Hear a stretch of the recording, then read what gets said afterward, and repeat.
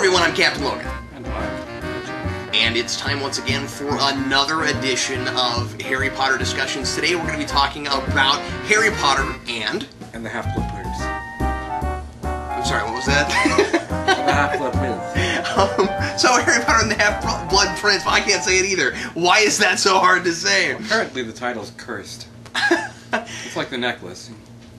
So, coming off of 5, I was all, woohoo, that was fun, gung-ho, let's go make a video. After 6, I was like, I'm depressed. It's a dark movie. It's an amazingly dark movie for being such an amazingly light movie. And it's an amazingly light movie for being such a very dark movie. Now, do you think those two things are clashing too much, or does it mix well? I think it's a matter of balance, and I think they did that very well. Yeah, I would agree with that.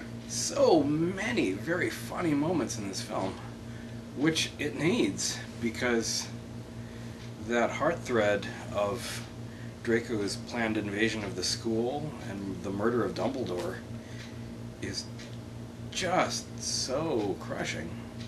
Especially when we find out at the end that the locket that they went through all of that to retrieve It's fake. A fake. Yeah. I mean, It's a fake. Oh. There's so much very serious darkness. The Voldemort is out in the open, the Death Eaters are tearing up the world, they're killing everybody left and right. There's just an enormous amount of darkness, and if there weren't balance for that, people would be walking out of the theaters and shooting themselves.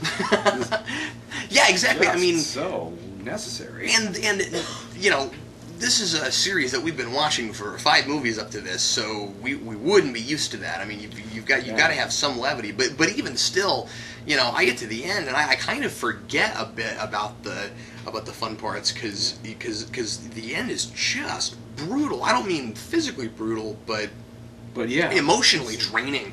And I find, in a good way, but I mean, if there is such a thing as good emotionally draining, I mean, I find, I think probably the most gripping scene for me is the scene where Dumbledore makes Harry make him drink that whole whole potion. That is something to set you sideways. And the very obvious suffering of Dumbledore during that sequence, and Harry knows he's got to keep doing this and keep making him suffer more, and also kind of knowing that he's probably going to have to deal with getting Dumbledore back out of there safely on his own steam, because Dumbledore is being so badly affected by this poisonous, horrible, deathy potion. Yeah. That he's going to be, to some extent, incapacitated. And it's Dumbledore, and Harry has got to do this to him. That's such an intense place, and very scary. I really like that during that scene when he finally finishes off the potion, it isn't Harry having to force it down his throat. I mean, he's trying to convince him to do it, and he keeps talking to it, but ultimately, Dumbledore really does have his faculties about him enough to finally open his mouth himself. Yeah. Dumbledore is so compelling in this. And a far cry from issues we had with him from 4 and 5. And we need to address that because Angry Dumbledore is nowhere to be found in this, and is precisely the way you described him to me in the books that I didn't read. Yeah. Finally, we've got Dumbledore right. Just in time to kill him off. And it really makes you scratch your head and wonder why it couldn't have been that way all the way through. Yeah. Because when you see him at his, the place where he has to be tormented the most, he's the lightest. Yeah. And yet freaking out about stuff earlier on that even nobody else is freaking out about. It's kind of head scratching. Yeah. I think it's just that they've finally gotten him right. And it took several films for them to do that. Partly because, new actor, and then 3 directors in a row, and it took Yates about halfway through The Order of the Phoenix to really figure out how to direct this character. That's a really good point, and literally halfway through. Yes. As in sequentially. I mean, when he finally in that movie disappears with the Phoenix, that's the same playful Dumbledore that you get at the beginning of this movie when he probably the funniest thing in the whole movie for me really is when he makes the whole room put itself back together again in the Muggle house. Yeah. And then we see these wonderful effects and for a really long time, and then it goes back to him and finally he says, "Well, that was fun. I love that." Yeah, that is such a brilliant one. Everything with Slughorn in it is brilliant in this as well. Richard Broadbent does a marvelous job. And I was really surprised by the sheer amount of screen time he had. Yeah. For one of those this book only side characters, they really took time for him to be him.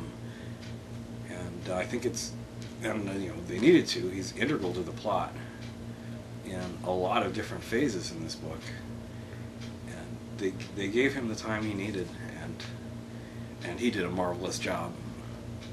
Richard Broadbent, who is also the professor in the first Narnia movie. Oh yeah, I thought I recognized him from somewhere. That's probably where. He's done other things as well, but this may sound odd, but there were places in this movie where I found myself thinking, "Wow, that scene was well rehearsed." And that's not something I talk about much, but like I was really surprised by as small of a part as it really ultimately is, the young Voldemort. And I kind of think that don't we have 2 different actors even playing Voldemort in this? Because playing young Voldemort, because like when he first meets Dumbledore, I think that's even another actor, isn't it? Because he's younger. I don't remember offhand. I honestly could be wrong. He's supposed to be that. younger there. He looks. If younger. They use 2 different actors, they got 2 with an exceptionally really strong yeah. facial resemblance. Because it seems like there he's only like 10 or 11, and then later he's obviously 14 or 15. And when he's I think my guess would be that it is the same one, and they just used the lighting, if anything, to make him look just a little bit older. You'd have to look at credits, and I didn't. But I was especially impressed with the tension in the scene in both versions of the scene between him and Slughorn, right? Yes. That was amazing, and like I said, well rehearsed. I mean, those 2 seemed like they knew each other. Mm-hmm. You really bought the tension in that scene, and they're doing a really good job of constantly making Tom Riddle a whole person. Yes, and you really buy that Tom Riddle is as good as he would have had to be at conning people. And really good at everything he's good at. I mean, he's not just the most powerful wizard there is. There's this excellent build up to that, and I don't think that they skimped on the flashbacks. Well, or at least to my untrained eye, they didn't seem like they. Okay, where did they skimp on the flashbacks?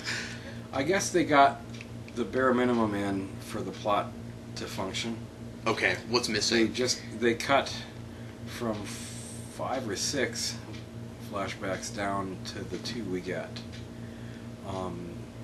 In the book, we get to see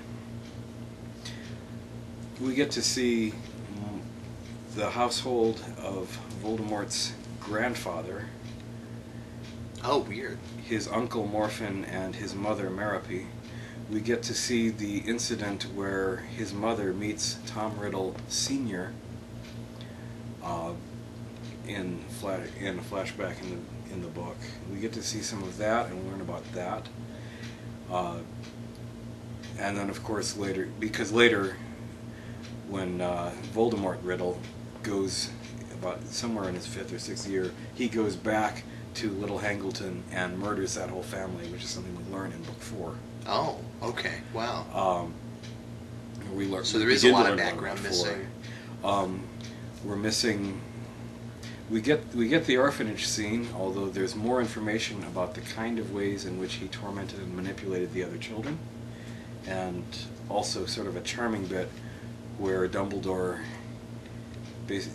uses refilling the bottle trick to keep the mistress of the orphanage drinking to get more information out of her. which is the same trick that Harry uses to keep Hagrid and Slughorn at the end, drinking it back until Hagrid passes out, and Slughorn is vulnerable enough to be persuaded finally to give up the memory. That was such an awkwardly amusing scene, by the way, just before that. The funeral? Yeah, with the spider. That was so weird, but hilarious. This film and the book are full of such nice callbacks to prior bits of the series. Yeah, sure. Aragog from the second book. Harry saving Ron's life with the Bezoar, which was actually introduced to us in Harry's very first potions lesson. It's one of the questions Snape asks Harry to make him uncomfortable on his first day. He says, "Tell me what's a Bezoar." "All right, then tell me what are the uses of Moonstone." And Harry knows none of this, and Snape explains it and then barks at everyone to write it down. And those callbacks are actually harder to do because you're more limited with the movies because there's not as much in them, so that you can call back to the series that you're in as opposed to, because callbacks to bits that didn't make the movies would be meaningless. Exactly. So there's nice evidence there of some of the care with which these were planned. I even found myself kind of impressed with the bit of young Tom Riddle talking about to Dumbledore about all the things he could do, and they all completely paralleled with things that we'd seen Harry do in just the first movie. When he's saying that he can make objects move with his mind, that was the first thing that Harry ever noticed, and that he could talk to animals. And then and then Dumbledore starts to walk away, and he says, "Oh, and I can talk to snakes." Is that something normal other wizards can do? And I mean, that's not just a callback, but it was a really good bit of continuity. Yes. And obviously significant to the connection between those two people. And Dumbledore's answer left on the cutting room floor is, "It is not unheard of." Oh, is that what it said in the book? Yeah, well, it's in a deleted scene, I think. Oh, wow, okay. Because in the film, he doesn't say anything. Yeah, he doesn't get a chance to. I honestly like it playing better that way, where he doesn't even... Because I like the idea of Tom Riddle, like Harry Potter, not knowing whether or not that's a normal thing or not. Because, remember, Harry did it for years before he even knew... Yeah. Well, not years, but a couple of years before he even realized that it was a thing. Yeah, or at least that trip to the zoo on Duddy's birthday. Well, hey, you have many notes. What would you like to talk about? In callbacks, also wanted to mention the evil necklace, which is in the book and is in, I think, a deleted scene of the second movie, but not in the main line. In the second book, if you've read it, when Harry travels by Floo Powder to Diagon Alley, he goofs up and ends up in Borgin and Burke's shop. Right. Of creepy magic dark things. And the deleted scene, we actually get to see Harry wandering through that a bit and overhearing Malfoy and his dad, who have come in there to sell some of Malfoy's dark objects so as not to get caught by the Ministry on a raid. Well, wandering through the shop, Harry meets disembodied hand and some other various dark objects. And one of the things he sees is this necklace with a sign that says, "Caution, don't touch. This has claimed the lives of 13 Muggles to date." Some number, I forget exactly how many. And it's the necklace that in 6 we find out that has been passed to Katie Bell. Yeah, that's excellent planning. So there's so much in this that reinforces the integrity of the whole series, which is a very lovely thing. You mentioned Malfoy. I want to say really quick that Draco is fantastic in this. Yeah. And I'm impressed with any actor that can just stand in a hallway and stare off in space and have me riveted. Like so much characterization comes from him just thinking about things. He's got the vulnerability in there at the same time as that kind of haughty, arrogant, nasty, evil Malfoyness about him. And the more withered and worn we see him over the course of the film, the more and more real he gets. And and that was important for them because they need to show us that for us to buy the fact that in the final scene for him, when he's there and Dumbledore's there, he actually does not kill Dumbledore. Yeah, he clenches up and won't do it. And he spends the whole movie trying to build up the nerve. Yeah, he's and that's another one of those things that I think is kind of dear to Rowling's heart. That yes, he's Malfoy and he's a nasty person, and yet he too is a human. He's got a story of his own. He's got problems of his own. The movies have been careful to show us this dynamic between Malfoy and his father, which I don't remember even being in the book so much. Oh, really? Where his father is always pushing and bullying him around, whacking him with that awesome stick of his. And I think it's significant that his father doesn't even really show up in this movie. Oh yeah, well he's in prison. But yeah, and I'm just saying that him not being present, you don't have him like because if he was around somehow, he'd be coaxing Malfoy and probably would have been able to get Malfoy to do it just so that he would impress his father, right? I mean, Draco on his own is kind of significant because he wants to impress his father, he wants to become his father, but he also doesn't really have that in him. He's not that guy. And I think it's really important that he really wants to be. He'd like to be evil guy who can do whatever Voldemort wants him to. That seems to be almost a romantic idea for him. It is, especially as he expresses it in the beginning in the train car compartment. This movie for Draco is about him becoming on his own, independent from his father, who is now in prison after being captured in the Ministry at the end of Book 5. Just as the death of Dumbledore is going to force Harry to act on his own. So they're kind of parallel, losing their mentor and supporter figures. Great point. In this section of the Arch. And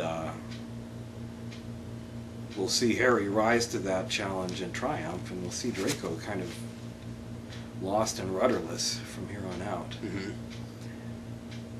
So that's, again, in case you're watching this at home, kids, evil is bad. And eating kittens is just plain wrong, and no one should do that, it. Ever. Why does Professor Slughorn in this movie wear a mortarboard? I don't know. Nobody else in the Wizarding I didn't world think of that. has ever been seen. But somehow Professor Slughorn has got the dealy. That I've been wondering about that. It may just have been something Broadbent had just always wanted to do. But I wondered about that. I wonder how Dumbledore has got enough strength and energy and resources in him in the cave to cast all that fire magic to defeat the Inferi in the lake. Which all look like a bunch of golems. Yeah. I question that design a little bit, because in that lighting, around this time when Lord of the Rings was just finishing up, I think had been maybe done like a year, but it was just, it was or recent. even a couple of years, but was recent enough. How is it that anybody watching this movie, if they've seen that, the first thing they're thinking is it's Gollum? I mean, wow. My precious. I wasn't sure, but imagine like 50 of those, 50 things going my like. I don't know. I question that. Definitely creepy. I question that design. But I found it interesting in the book and in the movie as well. Well, in the movie, at least in the theater release version, those things are not named. They're actually talked about some in the book. Oh wow. Rowling calls them Inferi, singular, Inferius, and they are dead bodies, magically animated and magically controlled. Oh wow, really good to know. Which struck me from the very beginning, because I thought, you mean a zombie? And yet she carefully avoids the word zombie. I'm not sure exactly why, but obviously intentional. Well, what's different about it though is that is it necessarily a zombie if it's being physically controlled by something else? I don't know. I'm not an expert in voodoo. Oh, okay, all right. I don't know. I had this impression that you were. I'm sorry. You look like maybe you were a voodoo expert. I don't know. You're not the first person to make that mistake. Yeah. Okay. Well, I apologize. Yeah. But yeah, the dictionary definition usually runs along the lines of dead body magically reanimated and magically controlled somehow. But that is, I don't know. Maybe that's a strictly American, west of the Atlantic term. Yeah, I don't know. The one thing in this film that did kind of bother me is the scene at the end in Hagrid's cabin with Harry and Slughorn and Hagrid when they're all drinking.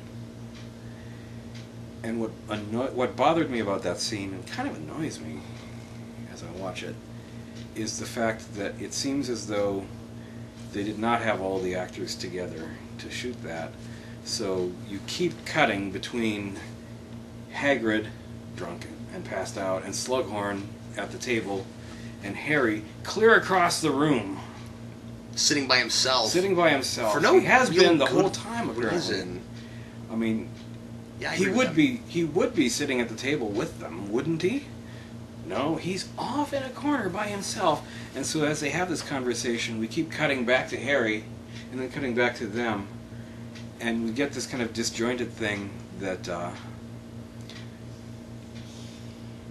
that they had really been able to stay away from for the last several films. Sometimes you can get away with that, where you just don't even notice that they're not in the same in the same room. You know, with an exchange like that with cuts. But what hurt this one more is A, he's across the room. B, the other two are together at a table together, and every time they cut to them, you see them both in a frame.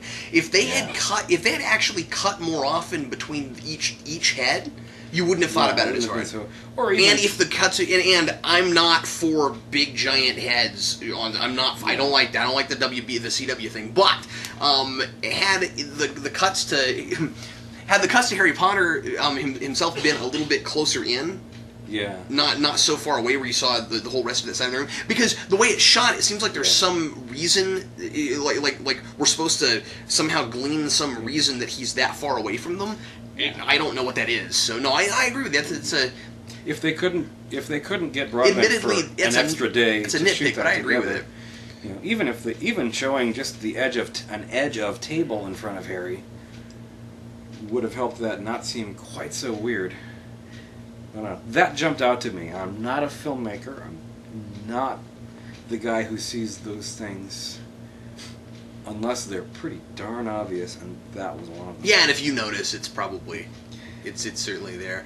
It seems they do so much else in this movie so very well. I want to talk about Luna, because we forgot to bring her up in the 5th movie, and that's where she's introduced. We owe Luna a deep apology.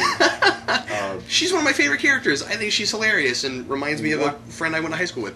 In watching that picture, with a similar name, that picture, we had so much we wanted to say about her, and then we completely failed to get to her. So this is your moment, Luna Lovegood. We love you.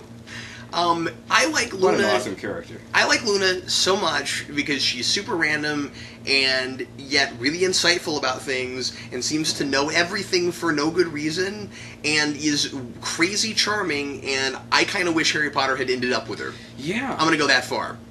Well, certainly reading the 5th book and watching the fifth movie, if I didn't know from other sources that Harry was destined in another direction, I sure would have thought this is okay. They're setting him up. She's cool. That'll be fun. I know she's set up to. I mean, she's designed to be a little trippy, but I don't think that she's actually like a borderline lunatic or anything. Regardless of that, you can kind of get that from her name. Yeah. But I mean, like I think she's just like a little out there, but not like insane. If it were me in this universe and I had my pick, she'd be the person I'd be asking out. Yeah, I think she's great. So awesome and so very well portrayed by Evanna Lynch. Marvelous acting from yet another one of these young actors who, if they want to stay in the film business, I'm sure will be doing some marvelous things. Yeah, it's so hard to imagine before seeing that cast. Who do you get for her? Yeah, and It's fantastic. And in this, I love that they keep trumping themselves. Like in the first movie, she does some things that are really funny, and then you get to or the first movie she's in, 5. You get to this one, and like she suddenly shows up in frame in one scene with just a lion head. With her lion head. And everybody looks at her weird, and she's just kind of got this attitude like, what? And there's no explanation as to why she's wearing it. And what I really love is, we've actually been, that's one of the feast scenes where they're just eating, and we've been in here for a while. Yeah. And all of a sudden, she's just adding to the conversation. And I love this kind of camera work. They switch over to her. She's just there with a lion head, with her first line of dialogue. And I love that kind of cinematography. The lion hat, in the book, they explain the lion hat. It's, she made it for the Quidditch match, so she could root for Gryffindor House, whose emblem is a lion. Oh, okay. Well, She is not a Gryffindor. She's a Ravenclaw herself. Oh, okay. Although the movies kind of neglected that. They don't always tell you who's in what house in the films, but in that particular scene, I like that there's no explanation because that's totally in her character. It's just, today I'm wearing a lion head on my head. She's so cool and yet really human. I like that you can get humor out of her talking about the death of one of her parents, and she just says, I really do feel quite sad about it sometimes. Yeah, and she's just like, it really was quite terrible. Throws an apple to the festival. That's maybe one of my favorite lines actually in the entire franchise. It really was quite terrible. And then she just moves on. I don't know. Absolutely. It's great. And continues to be awesome in Volume 6 as well. And I'm impressed that they could add a character like that, like midstream. Rowling. I'm impressed that she added a character like that midstream, and she keeps popping up, and I actually really like her and want her to keep popping up. Luna's one of the few students that turn up later on in the series whose name does not actually appear earlier on in some capacity or other. Is she like a younger classman? She is a year below Harry and Ron and Hermione. Okay, well then how come we don't see her earlier? So Just because she's not year. important and she's just in the background? Is that what we're supposed to believe? Apparently it's not until Harry's 5th year and her 4th that their classes are such that their paths cross.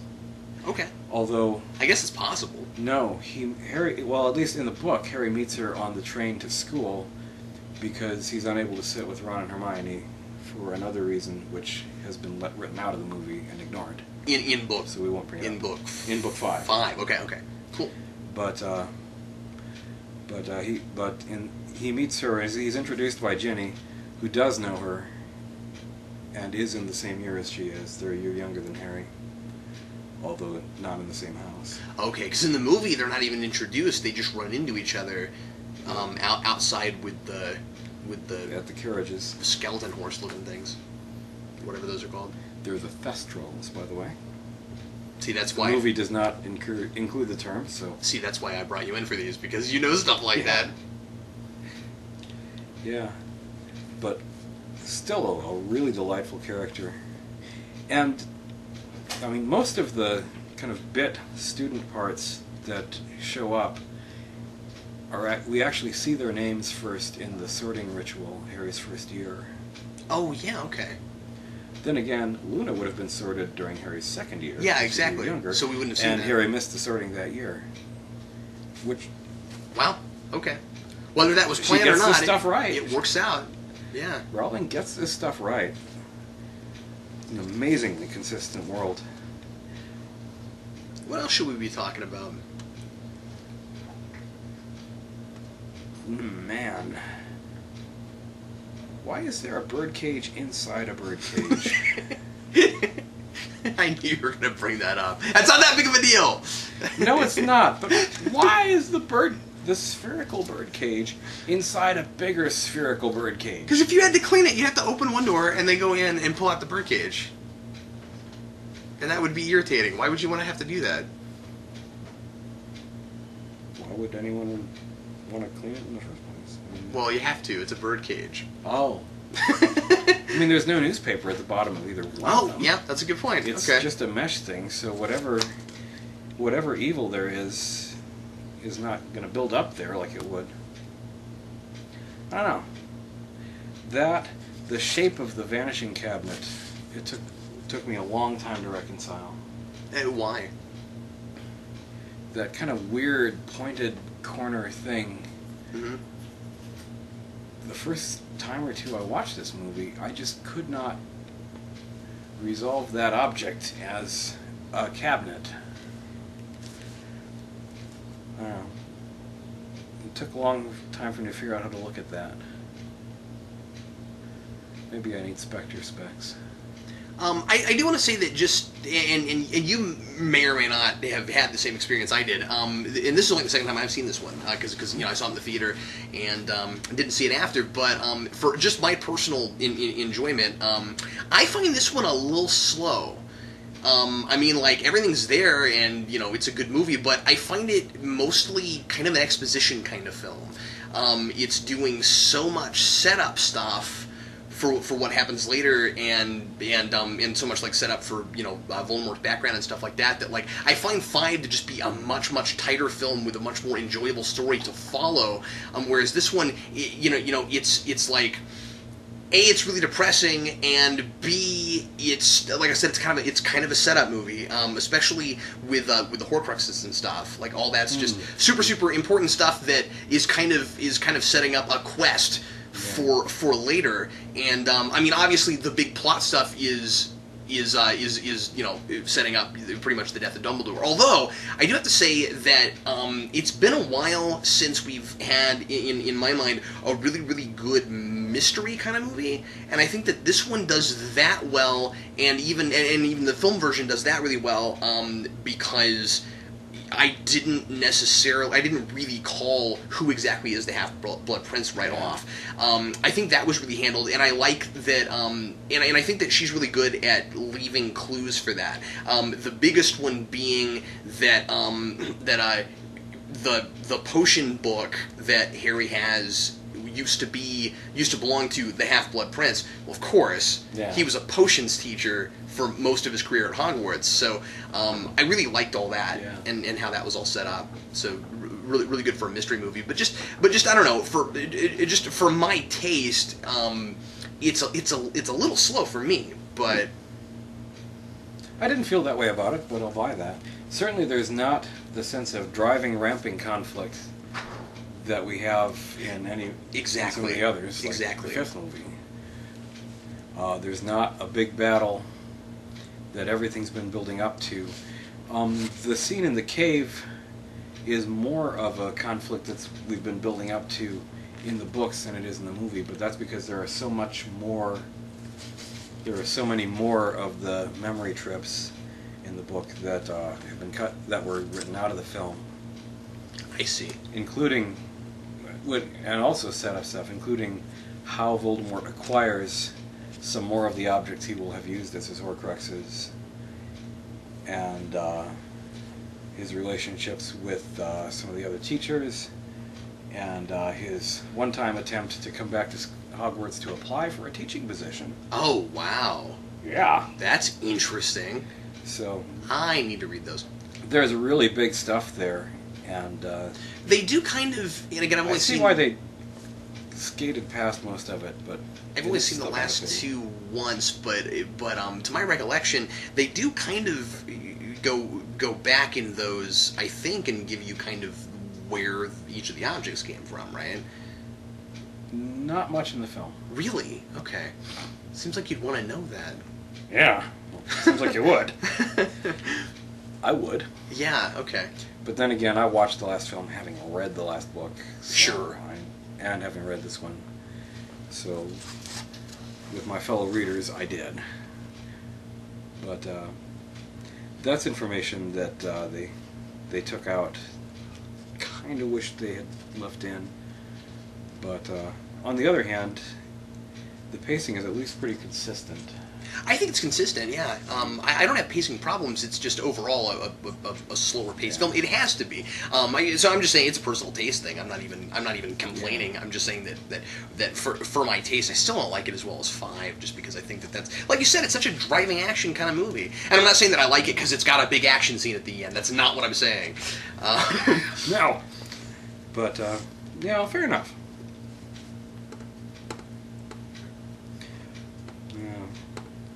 I still wonder at the fact that Dumbledore is able to cast all that fire in the cave. Yeah. That seemed like some major and high power magic from somebody who's on the brink of death from drinking this poisonous, super evil potion. Well, and I also think that viewers who haven't read the books are likely to question. I mean, though they'll find out later why this is, I think. But I think viewers who don't know the books are liable to question why he's able to why he's doing all that, why he's able to do all that, and then why he just stands there and lets himself get killed at the end. Yeah. I'm not saying that's a problem. I'm saying that you're taking a bit of a risk with an audience, expecting them to trust you enough that you will make that clear in time. Right, especially since the real answer to that question comes towards the end of the second part of 7. Yeah, you're even going to have to wait 2 movies before you get it.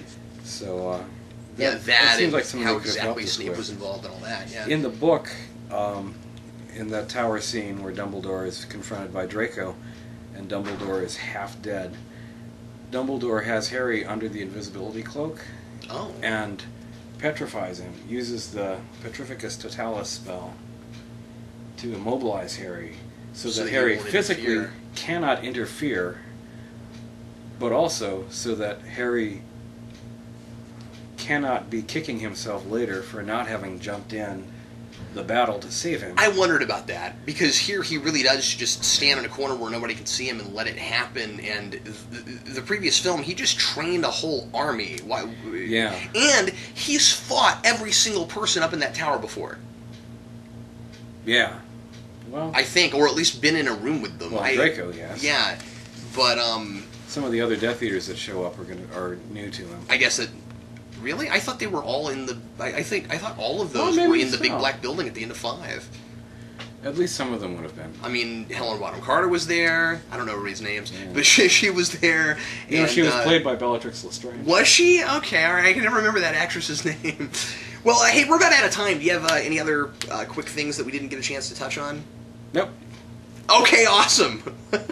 Well, Jeff, thanks again for being with me. Thanks for having me. We have one more part left to go. Yes. We're going to cover 2 movies in our next video, and so next time we'll be talking, of course, about Harry Potter and the Deathly Hallows. Indeed, we're going to do both parts together, so that'll probably be an even longer video than what we've been doing, just to sort out all the... Bring popcorn. All the endings. And once again, really hope everybody's been enjoying the series. We certainly have been. We have. You might want to have a drink handy. And thanks as always for watching. I'm Captain Logan. And I'm the Jeff. And we'll see you next time.